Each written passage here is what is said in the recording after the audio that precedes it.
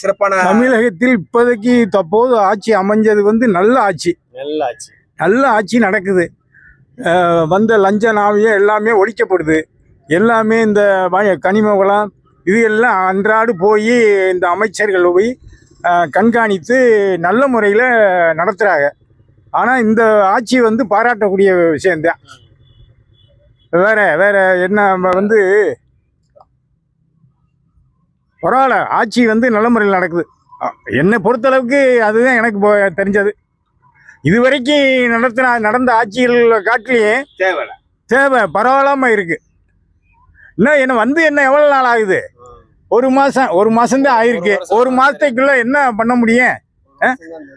கொஞ்சம் பொறுத்திருந்து பார்ப்போம் என்ன எப்படின்றத நல்லா பார்ப்போம். லஞ்சங்கள் தவிர்க்கப்பட்டிருக்குதா? லஞ்சங்கள் பூரா எல்லா இடத்துலையுமே குறைக்கப்பட்டிருக்கின்றத சொல்றாங்க. அது என்னன்றது நம்ம இதுவரைக்கும் இந்த பத்திராசு பக்கம் போனதில்லை. போனாதான் தெரியும்.